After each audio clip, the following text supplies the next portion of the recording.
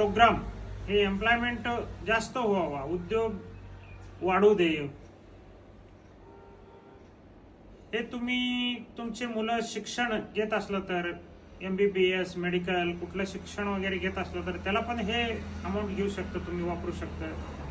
Car कर्ज आणि भूखंड खरेदीसाठी जमीन घ्यायचं असलं तर तिथं पण तुम्ही घेऊ शकतो.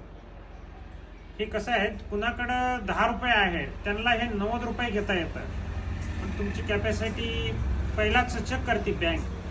आणि हे हमी कोण ट्रस्टवाले कोणी पैसे घेत नाहीये. 10% रक्कम तुमच्याकडेच असावा, तुम्हीच ते घेऊ शकता. आणि नवीन व्यवसाय स्टार्टअप चालू करणार आहे त्याने पण घेऊ शकता. हे सगळे कुणाकडे घर जमीन प्लॉट आहे हे लोक सगळे आपण घेऊ शकतो. याचं नियम म्हटलं तर दुय्यम निबंधक कार्यालय आणि बँकाचे कामकाजाचे दिवस चालू असलेले कामकाजाच्या दिवसामध्ये म्हटलं तर एक 90 दिवस ते 250 दिवसाच्या आत 250 दिवस याच्या आत तुम्हाला घेता येतं.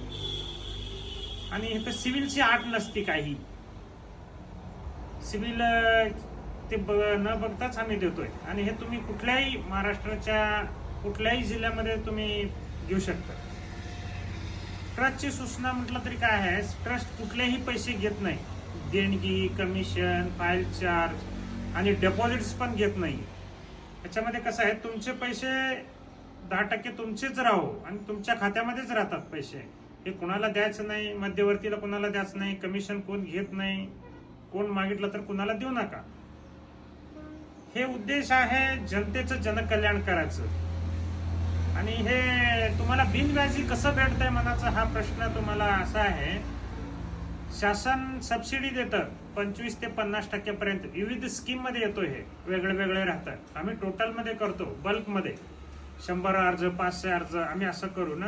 सरकारला हे प्रपोजल देतो आम्ही ट्रस्ट कडून, त्यांनी तिथून आम्हाला मदत करतात. पण तुमच्या प्रॉपर्टीवरती तुम्हालाच पैसे देतात, ते आम्हाला देत नाही. तुमच्या पार्टीच्या अकाउंटला जातं पैसा. कुणाच्या नावाने शेत घर जमीन आहे त्यांनाच ते पैसा भेटतो.